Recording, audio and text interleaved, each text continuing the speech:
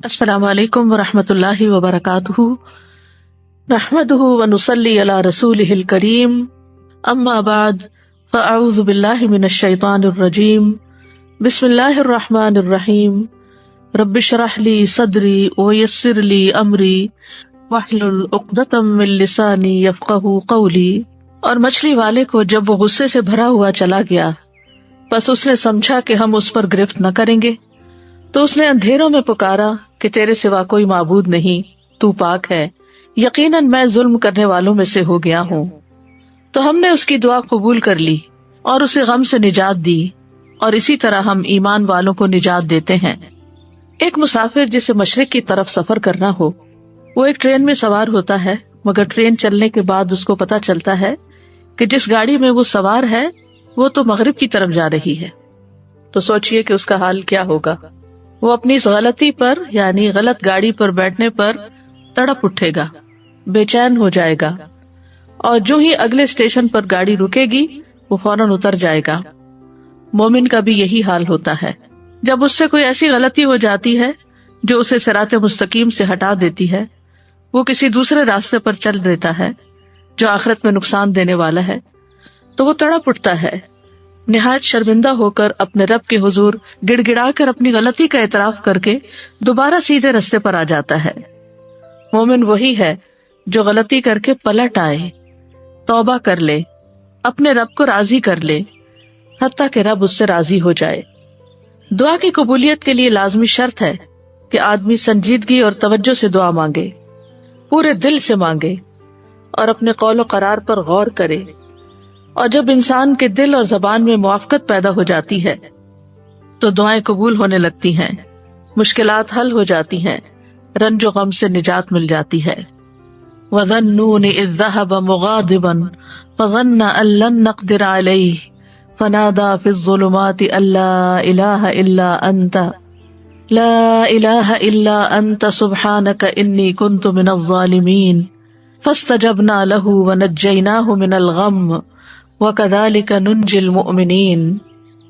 یہ آیت جو آپ کے سامنے پڑھی گئی ہے، لا الہ الا انت سبحانک، اس آیت کو آیت کریمہ بھی کہا جاتا ہے۔ یہ سورۃ الانبیاء کی آیت نمبر 87 ہے۔ اس میں یونس علیہ السلام کا واقعہ بیان کیا گیا ہے۔ یہ واقعہ اس جگہ کے علاوہ سورۃ صافات اور سورۃ قلم میں بھی بیان کیا گیا ہے۔ اللہ سبحانہ تعالیٰ نے نینوا والوں، جو عراق کا علاقہ ہے، اس میں تقریباً 8ویں صدی قبل مسیح یونس علیہ السلام کو بھیجا۔ آپ نے انہیں اللہ کے دین کی دعوت دی، مگر انہوں نے اسے قبول کرنے سے انکار کرتے ہوئے اپنے کفر پر اصرار کیا۔ یونس علیہ السلام اپنے لوگوں سے ناراض ہو کر چلے گئے اور وعدہ کر گئے کہ 3 دن بعد اللہ کا عذاب آ جائے گا۔ جب ان لوگوں کو یہ بات ثابت ہو گئی اور وہ سمجھ گئے کہ نبی جھوٹ نہیں بولا کرتے، تو وہ اپنے بچوں، چوپایوں، مویشیوں کو لے کر صحرا کی طرف نکل گئے۔ انہوں نے ماں اور ان کے بچوں کو الگ الگ کر دیا، اور پھر اللہ عز و جل کے حضور آہوزاری کی۔ اونٹ اور ان کے بچے بلبلانے لگے، گائیں اور ان کے بچے ڈکرانے لگے، اور بھیڑ بکریاں اور ان کے بچے ممیانے لگے، تو اللہ نے ان سے عذاب کو دور کر دیا۔ یونس علیہ السلام کی قوم سے عذاب ٹل گیا، انہوں نے عذاب اپنی آنکھوں سے دیکھا، لیکن ایمان لانے پر، توبہ کرنے پر، اللہ کی طرف سچے دل سے پلٹنے پر اللہ سبحانہ تعالیٰ نے ان سے عذاب ٹال دیا۔ اللہ تعالیٰ کا فرمان ہے فَلَوْلَا كَانَتْ قَرْيَةٌ آمَنَتْ فَنَفَعَهَا إِيمَانُهَا إِلَّا قَوْمَ يُونُسَ لَمَّا آمَنُوا كَشَفْنَا عَنْهُمْ عَذَابَ الْخِزْيِ فِي الْحَيَاةِ الدُّنْيَا وَمَتَّعْنَاهُمْ إِلَىٰ حِينٍ۔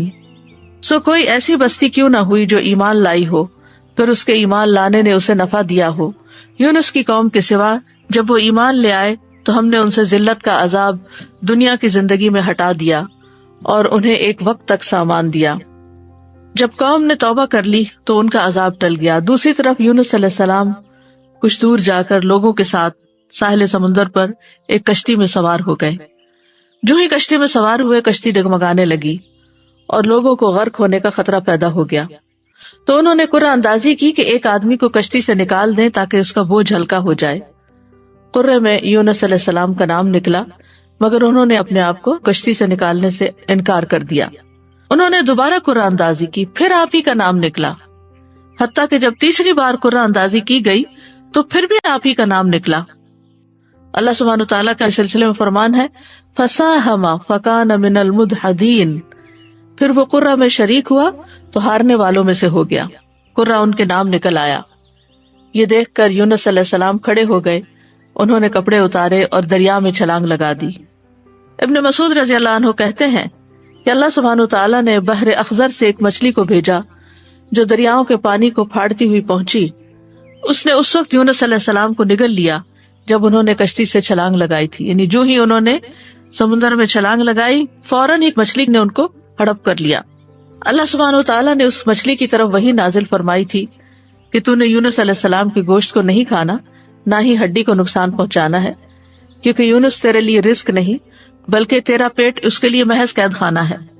دیگر آیات میں بھی اس واقعے کی تفسیر ملتی ہے وَإِنَّ يُونُسَ لَمِنَ الْمُرْسَلِينَ إِذْ أَبَقَ إِلَى الْفُلْكِ الْمَشْحُونِ فَسَاهَمَ فَكَانَ مِنَ الْمُدْحَضِينَ فَالْتَقَمَهُ الْحُوتُ وَهُوَ مُلِيمٌ، اور بلا شبہ یونس یقیناً رسولوں میں سے تھا۔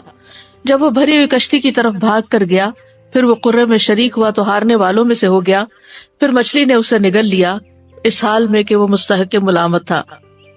دوسری طرف ان کی قوم کی کثیر تعداد لوگوں نے ایمان قبول کر لیا۔ تو بہرحال اس آیت میں اللہ سبحانہ تعالیٰ خوبصورت انداز میں یونس علیہ السلام کا قصہ بیان کرتے ہیں۔ وَذَنُّونَ، اور نون والا، نون عربی میں کہتے ہیں ہوت کو، یعنی مچھلی کو، اس کی جمع ہوتی ہے نینان اور انوان، اور ان کا نام یہ کس لیے پڑا؟ کیونکہ مچھلی نے آپ کو نگل لیا تھا، اور اس نے تو اللہ کے حکم سے ہی نگلا تھا۔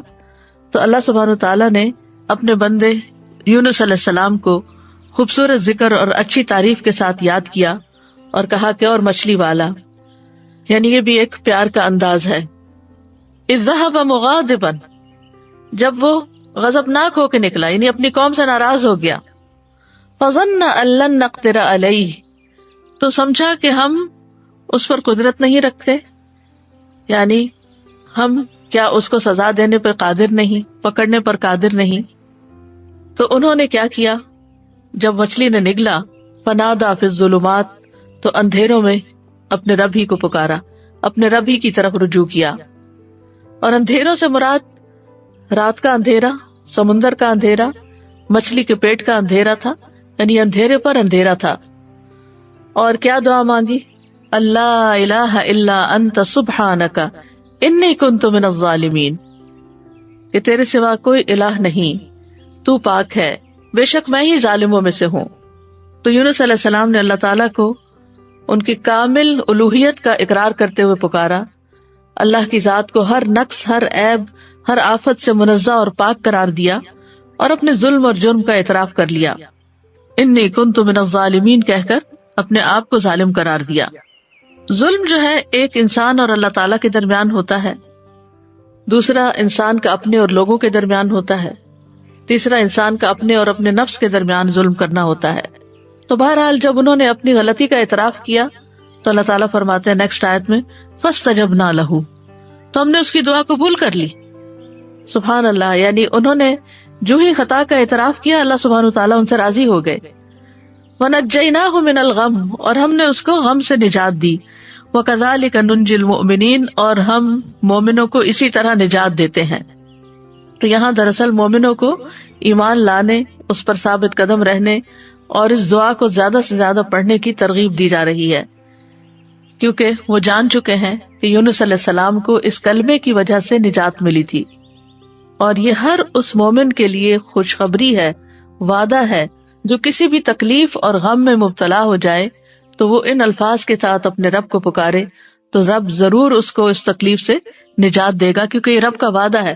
کذالک ننجی المؤمنین، ہم اسی طرح بچائیں گے، نجات دیں گے مومنوں کو، یعنی جو بھی یہ طریقہ اختیار کرے گا اللہ تعالیٰ اس کی تکلیف کو دور کر دے گا، اس کی تکلیف کم کر دے گا، جیسا کہ اللہ تعالیٰ نے یونس علیہ السلام کے ساتھ کیا۔ تو اس آیت میں اس بات کی دلیل ہے کہ تحلیل یعنی لا الہ الا اللہ کا پڑھنا اور تسبیح سبحانہ کا پڑھنا ہر غم کو دور کر دیتے ہیں، تکلیفوں اور پریشانیوں سے نجات دیتے ہیں۔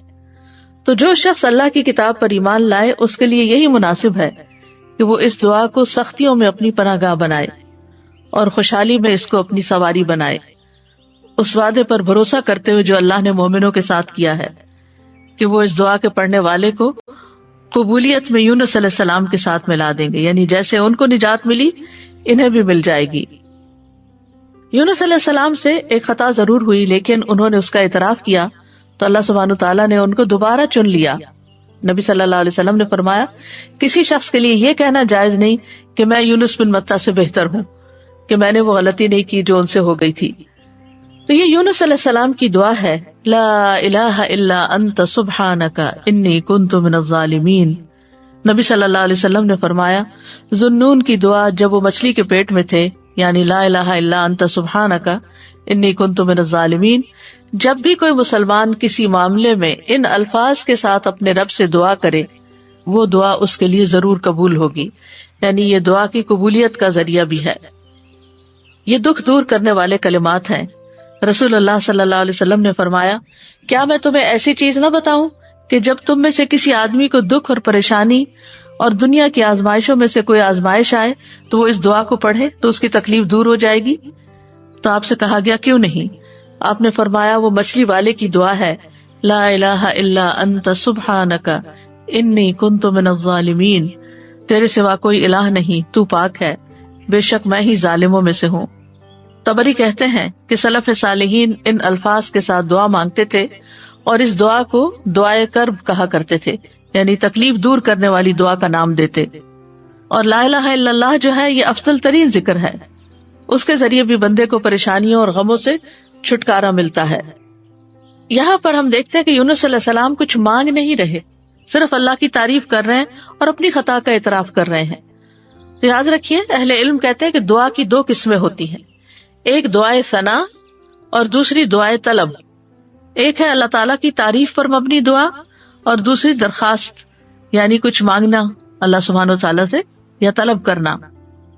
تو دعائے ثنا کیا ہوتی ہے؟ جیسے یہ ہے لا الہ الا انت سبحانک انی کنت من الظالمین، اور جیسے لا الہ الا اللہ وحدہ لا شریک لہ لہ الملک ولہ الحمد وہو علی کل شیء قدیر، یہ عرفہ کے دن کی دعا ہے۔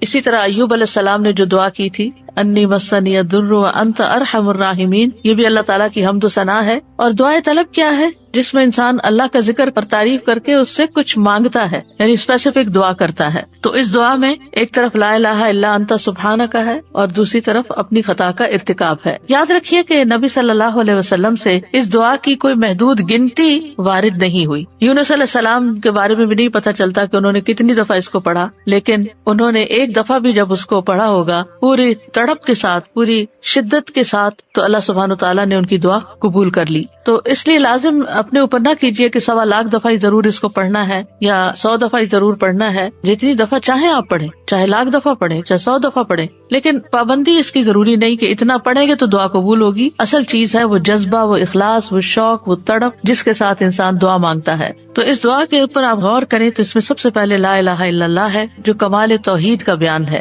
اور دوسرا پھر سبحانہ کا ہے جو کمال پاکیزگی کا اظہار ہے کہ اللہ تعالیٰ ہر عیب اور برائی سے پاک ہے، اور تیسرے اپنی غلطیوں کا اعتراف ہے۔ یعنی یہ 3 ایسی بہترین چیزیں اکٹھی ہو گئی ہیں کہ جس کی وجہ سے دعا قبول ہوتی ہے۔ اور پھر اس میں ان چیزوں کو دراصل وسیلہ بنایا گیا ہے، اللہ کی توحید کا اقرار کر کے اس کو لا الہ الا اللہ کو وسیلہ بنایا گیا، تسبیح پڑھ کر وسیلہ بنایا گیا، انی کنت من الظالمین اپنی عبودیت کا اقرار کیا گیا اور اپنی غلطی کا اعتراف کیا گیا۔ تو یہ سب دراصل دعا کی قبولیت کے لیے ایک وسیلہ بن گیا۔ ابن قیم کہتے ہیں جہاں تک مچھلی والے کی دعا کا تعلق ہے تو اس میں رب عز و جل کی کمال توحید، اس کی کمال پاکیزگی پائی جاتی ہے، اور اس میں بندے کا اپنے ظلم اور گناہ کا اقرار بھی ہے، اور یہ مصیبت، پریشانی اور غم کے علاجوں میں سب سے مؤثر علاج ہے، اور حاجتوں کو پورا کرنے کے لیے اللہ سبحانہ تعالیٰ تک پہنچنے کا سب سے مؤثر وسیلہ ہے۔ اور یہاں پر توحید کی اقسام کا بھی ایک طرح سے ذکر ہے اور اقرار بھی ہے۔ توحید کا اقرار جو ہے یہ دراصل انسان کو رب کے آگے جھکا دیتا ہے، اس سے اللہ تعالیٰ کی عظمت کا احساس انسان کے دل میں آتا ہے، اور پھر تسبیح پڑھ کر انسان اللہ سبحانہ تعالیٰ کو انتہائی پاکیزہ قرار دیتا ہے جو کہ اس کے شایان شان ہے، اور اپنے اوپر غلطی کو لیتا ہے اور خود اپنے رب کی طرف رجوع کرتا ہے۔ اور اس میں ہم دیکھتے ہیں کہ بہت لطیف طریقے سے ظلم پر معافی کی درخواست ہے۔ انہوں نے اپنی ذات پر اپنے ظلم کا ذکر کیا، جو ظلم کی تیسری قسم ہے نا، یعنی ظلم اور انسان کا اپنا نفس۔ تو یاد رکھیے، اپنے گناہوں کا اعتراف کرنا حاجات پوری کرنے کا سب سے افضل دروازہ ہے۔ اللہ عظیم ہے، کریم ہے، اس کے آگے مسکین بن جائیں، اس کے آگے فقیر بن جائیں، اور ساری قوتوں کا مالک، قدرت کا مالک اسی کو سمجھیں، اور پھر اپنے رب کو تڑپ کر پکاریں، تو انشاءاللہ دعا قبول ہوگی، غم دور ہو جائیں گے، حاجات پوری ہو جائیں گی انشاءاللہ۔ ہم دیکھتے ہیں کہ سید الاستغفار جو ہے اس میں بھی انسان اپنی بندگی اور گناہوں کا اعتراف کرتا ہے اور اللہ تعالیٰ کی الوہیت کا، اللہم انت ربی لا الہ الا انت خلقتنی، اے اللہ آپ میرے رب ہیں، آپ کے علاوہ کوئی معبود نہیں، آپ نے مجھے پیدا کیا ہے، میں آپ کا بندہ ہوں۔ تو بہرحال اس میں یہ جو لا الہ الا اللہ ہے، اس دعا کے اندر لا الہ الا انت، یہ ایمان کی افضل ترین شاخ۔ حدیث میں آتا ہے ایمان کی 70 یا 60 سے اوپر کچھ شاخیں ہیں، جن میں سب سے افضل لا الہ الا اللہ کہنا ہے۔ ایک اور جگہ پر آتا ہے افضل ذکر لا الہ الا اللہ ہے۔ سچے دل سے لا الہ الا اللہ پڑھا جائے تو آسمان کے دروازے کھل جاتے ہیں، یہ اللہ کی رحمت پانے کا سبب بھی ہے۔ نبی کریم صلی اللہ علیہ وسلم کی شفاعت دلانے والا کلمہ ہے۔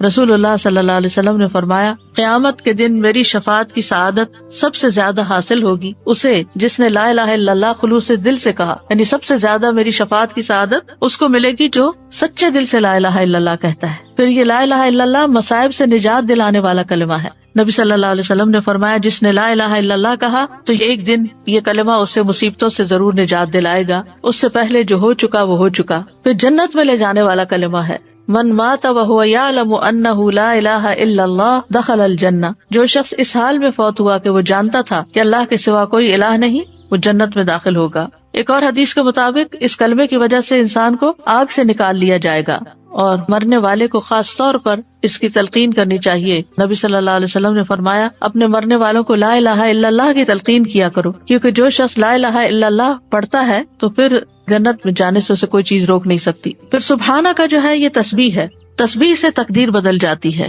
اہل علم کا کہنا ہے، میں نے قرآن میں تسبیح کو تلاش کیا تو میں نے ایک عجیب چیز پائی، میں نے پایا کہ تسبیح تقدیر کو ٹال دیتی ہے، جیسا کہ یونس علیہ السلام کے واقعے میں ہے۔ اللہ تعالیٰ فرماتے ہیں، فلولا انہ کان من المسبحین للبث فی بطنہ الی یوم یبعثون، پھر اگر یہ بات نہ ہوتی کہ بے شک وہ تسبیح کرنے والوں میں سے تھا تو یقیناً اس کے پیٹ میں اس دن تک رہتا جس میں لوگ اٹھائے جائیں گے۔ یعنی اگر یونس علیہ السلام یہ تسبیح نہ پڑھتے تو قیامت تک مچھلی کے پیٹ میں رہتے۔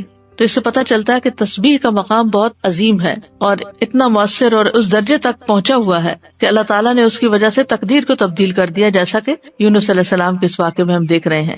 داؤد علیہ السلام کے ساتھ پہاڑ اور پرندے بھی تسبیح کرتے تھے، ان کے ساتھ ساتھ دہراتے تھے۔ سورۃ الانبیاء میں آتا ہے، وَسَخَّرْنَا مَعَ دَاوُودَ الْجِبَالَ يُسَبِّحْنَ وَالطَّيْرَ، ہم نے داؤد کے ساتھ پہاڑوں کو مسخر کر دیا جو تسبیح کرتے تھے۔ زمین آسمان کی تمام مخلوقات تسبیحات کرتی ہیں۔ سورۃ النور میں آتا ہے، الم تر ان اللہ یسبح لہ من فی السماوات والارض، کیا آپ نے نہیں دیکھا کہ بے شک اللہ کی تسبیح کرتے ہیں جو آسمانوں اور زمین میں ہیں۔ زکریا علیہ السلام کے بارے میں آتا ہے کہ انہوں نے اپنی قوم کو بھی تسبیح کی تلقین کی، ان سبحوا بکرۃ وعشیا، یہ سورۃ مریم کی آیت نمبر 11 ہے۔ موسیٰ علیہ السلام کی دعا میں بھی ہم دیکھتے ہیں، وہ کہتے ہیں، وجعل لی وزیرا من اہلی ہارون اخی اشدد بہ ازری واشرکہ فی امری کئی نسبحک کثیرا ونذکرک کثیرا، اور میرے لیے میرے گھر والوں میں سے ایک بوجھ ہٹانے والا بنا دے، ہارون کو جو میرا بھائی ہے، اس کے ساتھ میری پشت مضبوط کر دے اور اسے میرے کام میں شریک کر دے، تاکہ ہم تیری بہت زیادہ تسبیح کریں، یعنی مل کے تیری تسبیح کریں۔ اہل جنت بھی اللہ تعالیٰ کی تسبیح کریں گے۔ جنت والوں کا تذکرہ کرتے ہوئے اللہ تعالیٰ فرماتے ہیں، دعواہم فیہا سبحانک اللہم وتحیتہم فیہا سلام، ان کی دعا ان میں یہ ہوگی، پاک ہے تو اے اللہ، اور ان کی آپس کی بات ان باغات میں سلام ہوگی، یعنی جہاں سے جو گزرے گا دیکھے گا ایک دوسرے کو ملے گا تو سلام کرے گا۔ فرشتے بھی اپنے رب کی تسبیح کرتے ہیں، والملائکۃ یسبحون بحمد ربہم ویستغفرون لمن فی الارض، فرشتے اپنے رب کی حمد کے ساتھ تسبیح کرتے ہیں اور ان لوگوں کے لیے بخشش کی دعا کرتے ہیں جو زمین میں ہیں۔ تسبیح کے بہت سے فائدے بھی ہیں۔ اللہ کے ہاں قربت اور فضیلت پانے کا آسان راستہ ہے۔ رسول اللہ صلی اللہ علیہ وسلم نے فرمایا، تم لوگ اللہ کی عظمت کا جو ذکر کرتے ہو، یعنی تسبیح، تحلیل اور تحمید کے الفاظ کہتے ہو، وہ عرش کے ارد گرد چکر لگاتے ہیں. ان کلمات کی ایسی بنبناہٹ ہوتی ہے جیسے شہد کی مکھیوں کی بنبناہٹ. وہ کلمات اپنے ذکر کرنے والے کی اللہ کے ہاں یاد دلاتے ہیں. کیا تم میں سے کوئی نہیں چاہتا کہ اس کے لیے کوئی ایسا ہو یا ہمیشہ اللہ کے ہاں اس کی یاد دلائی جاتی رہے؟ تو تسبیح سے یہ چیز ہوتی ہے. پھر دل کی گھٹن اور تنگی کا علاج بھی ہے. قرآن مجید میں آتا ہے، وَلَقَدْ نَعْلَمُ أَنَّكَ يَضِيقُ صَدْرُكَ بِمَا يَقُولُونَ فَسَبِّحْ بِحَمْدِ رَبِّكَ وَكُن مِّنَ السَّاجِدِينَ وَاعْبُدْ رَبَّكَ حَتَّى يَأْتِيَكَ الْيَقِينُ. اور بلا شبہ یقیناً ہم جانتے ہیں کہ بے شک تیرا سینہ اس سے تنگ ہوتا ہے جو وہ کہتے ہیں. بس اپنے رب کی حمد کے ساتھ تسبیح کرو اور سجدہ کرنے والوں میں شامل ہو جاؤ، اور اپنے رب کی عبادت کرو یہاں تک کہ تیرے پاس یقین آ جائے. پھر اسی طرح پریشانی، ڈر اور خوف دور کرنے کا ذریعہ ہے. رسول اللہ صلی اللہ علیہ وسلم نے فرمایا، جو رات سے خوف کھائے کہ وہ اسے پریشان کرے گی، یا مال خرچ کرنے سے بخل کرے، یا دشمن سے مقابلہ کرنے سے ڈرے، تو اسے چاہیے کہ وہ اس قول کی کثرت کر دے، سبحان اللہ و بحمدہ، کیونکہ یہ اللہ کے نزدیک سونے کا پہاڑ اللہ عز و جل کے راستے میں خرچ کرنے سے زیادہ محبوب ہے. اور کس کے پاس سونے کا پہاڑ ہے ہمارے ہاں؟ لیکن اگر ہم یہ تسبیح پڑھتے ہیں تو انشاءاللہ اتنا بڑا اجر و ثواب ملے گا. پھر اسی طرح تسبیح کو صدقہ بھی کہا گیا. نبی صلی اللہ علیہ وسلم نے فرمایا، تم میں جو آدمی صبح کرتا ہے تو اس کے ہر جوڑ پر صدقہ لازم ہے. تو ہر مرتبہ سبحان اللہ کہنا صدقہ ہے، ہر مرتبہ الحمدللہ کہنا صدقہ ہے، اور ہر مرتبہ لا الہ الا اللہ کہنا صدقہ ہے، ہر مرتبہ اللہ اکبر کہنا صدقہ ہے، نیکی کا حکم دینا صدقہ ہے، اور برائی سے روکنا بھی صدقہ ہے. تو اس طرح انسان کے 360 جوڑوں کے صدقات ان تسبیحات سے بھی ادا ہو جاتے ہیں. پھر اسی طرح سبحان اللہ کے ذریعے نیکیاں ملتی ہیں، گناہ مٹ جاتے ہیں. سعد رضی اللہ عنہ کہتے ہیں، ہم رسول اللہ صلی اللہ علیہ وسلم کے پاس تھے تو آپ نے فرمایا، کیا تم میں سے کوئی ہر دن 1000 نیکیاں کمانے سے عاجز ہے؟ آپ کے پاس بیٹھے لوگوں میں سے کسی نے پوچھا، ہم میں کوئی آدمی 1000 نیکیاں کیسے کما سکتا ہے؟ آپ نے فرمایا، جو آدمی 100 مرتبہ سبحان اللہ پڑھتا ہے اس کے لیے 1000 نیکیاں لکھی جاتی ہیں، یا اس کی 1000 خطائیں مٹا دی جاتی ہیں. پھر اسی طرح رسول اللہ صلی اللہ علیہ وسلم نے فرمایا، جو شخص سبحان اللہ و بحمدہ کی ایک دن میں 100 بار کہے تو اس کے گناہ معاف کر دیے جاتے ہیں، اگرچہ وہ سمندر کی جھاگ کے برابر ہی کیوں نہ ہو. یہ صحیح مسلم کی روایت ہے. ایک بار تسبیح پڑھنے سے زمین و آسمان بھر جاتے ہیں. آپ صلی اللہ علیہ وسلم نے یہ بھی فرمایا کہ جس نے سورج طلوع ہونے اور اس کے غروب ہونے سے قبل 100 بار سبحان اللہ کہا تو یہ 100 اونٹوں سے بہتر ہے. سورج طلوع ہونے اور اس کے غروب ہونے سے قبل 100 بار سبحان اللہ پڑھنا. پھر بات ہوتی ہے انی کنت من الظالمین پر، کہ بے شک میں ظالموں میں سے ہوں، یعنی اپنے گناہوں کا اعتراف. تو یاد رکھیے، جو شخص توبہ کرتا ہے اللہ تعالیٰ اس سے محبت کرتا ہے، جو اپنے گناہوں کا اعتراف کرتا ہے اللہ تعالیٰ اس سے خوش ہوتا ہے. قرآن مجید میں آتا ہے، ان اللہ یحب التوابین ویحب المتطہرین، بے شک اللہ توبہ کرنے والوں اور پاک رہنے والوں سے محبت کرتا ہے. ایک اور جگہ پر آتا ہے، رسول اللہ صلی اللہ علیہ وسلم نے فرمایا، اللہ تم میں سے کسی کی توبہ پر اس سے زیادہ خوش نہیں ہوتا جتنا تم میں سے کوئی اپنی گمشدہ سواری کو پا لینے کے وقت خوش ہوتا ہے. یعنی جس طرح تمہیں کھوئی ہوئی سواری اپنی مل جائے جنگل صحرا میں تو تم خوش ہو جاؤ گے کہ اب تمہاری زندگی کے بچنے کا سامان مل گیا، تو اسی طرح اللہ تعالیٰ اس سے بھی زیادہ خوش ہوتے ہیں جب کوئی شخص توبہ کرتا ہے. پھر توبہ کرنے سے انسان کے گناہ معاف ہو جاتے ہیں. نبی صلی اللہ علیہ وسلم نے فرمایا، اگر تم اتنے گناہ کرو کہ تمہارے گناہ آسمان تک پہنچ جائیں، پھر تم توبہ کرو تو اللہ تعالیٰ تمہیں معاف کر دے گا. پھر گناہوں سے توبہ کرنے والا ایسا ہے جیسے اس نے گناہ کیا ہی نہ ہو. استغفار اور توبہ گناہوں کا علاج ہے. تو اس دعا سے کیا فائدے ہمیں حاصل ہوئے؟ اس دعا میں جامع آداب بھی ہیں اور پاکیزہ کلمات بھی ہیں، اور ان کے بہت زیادہ فائدے بھی ہیں. کبھی کسی سے براہ راست کچھ مانگنے کی بجائے اشارتاً بات کی جائے تو اس کا بھی جواز ملتا ہے، جیسے اس دعا کے اندر اشارتاً بات کی گئی ہے، ڈائریکٹ دعا نہیں کی گئی. پھر یہ کہ کچھ اللہ سبحانہ وتعالیٰ سے مانگتے ہوئے دعا کے آداب اور قبولیت کے اسباب کو بھی ملحوظ رکھنا چاہیے، اور وہ اس دعا میں جمع ہو گئے ہیں. یعنی بندہ اپنی دعاؤں میں اپنی پریشانی، اپنے غموں اور مصیبتوں کے وقت اس دعا کو کثرت سے اختیار کر لے. دعا میں اللہ کی توحید کا ذکر کیا جائے. تسبیح تکلیفوں اور پریشانیوں سے نجات کا سبب ہے. توحید، ایمان اور گناہوں کا اعتراف دنیا اور آخرت کی ہلاکتوں سے بچانے والا ہے۔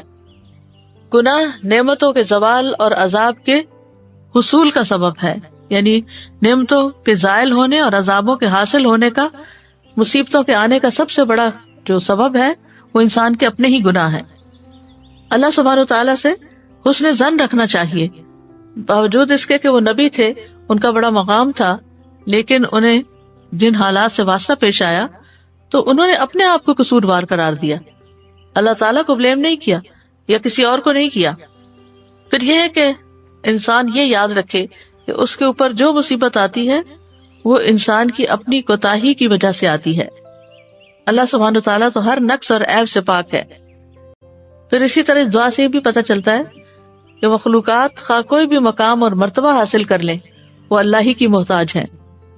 مخلوقات میں سب سے زیادہ بڑے درجے اور رتبے والے انبیاء ہوتے ہیں، لیکن وہ بھی اللہ کے بندے ہوتے ہیں۔ تو اس لیے کسی بھی مشکل پریشانی کے وقت انسانوں کی طرف نہیں بھاگے بلکہ اللہ کی طرف دوڑیں۔ یہ دعا جو ہے وہ خاص طور پر رنج و غم دور کرنے کی دعا ہے۔ پہلی بات تو یہ یاد رکھنی چاہیے کہ انسان کمزور پیدا کیا گیا، وَخُلِقَ الْإِنسَانُ ضَعِيفًا، اس کو تکبر زیب ہی نہیں دیتا کہ وہ جھوٹ موٹ بڑا بن کے رہے۔ انسان اللہ کا محتاج ہے۔ یا ایھا الناس انتم الفقراء الی اللہ واللہ هو الغنی الحمید، انسان کا اللہ کے سوا کوئی مددگار نہیں۔ وما لکم من دون اللہ من ولی ولا نصیر، تمہارے لیے اللہ کے سوا نہ کوئی دوست ہے نہ کوئی مددگار۔ پھر یہ کہ وَلِلَّهِ مُلْكُ السَّمَاوَاتِ وَالْأَرْضِ وَاللَّهُ عَلَى كُلِّ شَيْءٍ قَدِيرٌ۔ سورۃ آل عمران میں اللہ تعالیٰ فرماتے ہیں کہ اللہ آسمان و زمین کا مالک ہے، یعنی آسمان اور زمین یہ اللہ ہی کی ملکیت ہے اور اللہ ہر چیز پر پوری قدرت رکھتا ہے۔ پھر اسی طرح بھلائی پہنچانے اور تکلیف ہٹانے پر اللہ قادر ہے، یہ بھی ہمارا یقین ہونا چاہیے۔ وَإِن يَمْسَسْكَ اللَّهُ بِضُرٍّ فَلَا كَاشِفَ لَهُ إِلَّا هُوَ وَإِن يَمْسَسْكَ بِخَيْرٍ فَهُوَ عَلَى كُلِّ شَيْءٍ قَدِيرٌ، اگر اللہ تجھے کوئی تکلیف پہنچائے تو اس کے سوا کوئی اسے دور کرنے والا نہیں، اور اگر وہ تجھے کوئی بھلائی پہنچائے تو وہ ہر چیز پر پوری طرح قادر ہے۔ پھر یہ کہ شفا اللہ ہی دیتا ہے۔ وَإِذَا مَرِضْتُ فَهُوَ يَشْفِينِ، اللہ ہی کو پکارنا برحق ہے۔ اللہ سے ہمیں اپنے غم اور دکھ کا اظہار کرنا چاہیے، جیسے یوسف علیہ السلام کے والد یعقوب علیہ السلام نے کہا انما اشکو بثی وحزنی الی اللہ، اپنے شکوے صرف اللہ ہی سے کرنے چاہیے اور ہر معاملے میں اللہ کی طرف بڑھنا چاہیے۔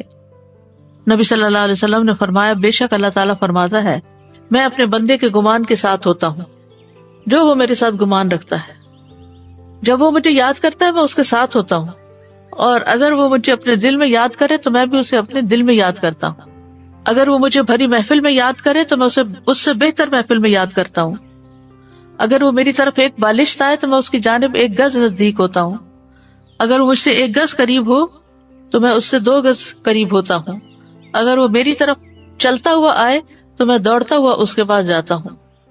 یعنی اس کا مطلب کیا ہے؟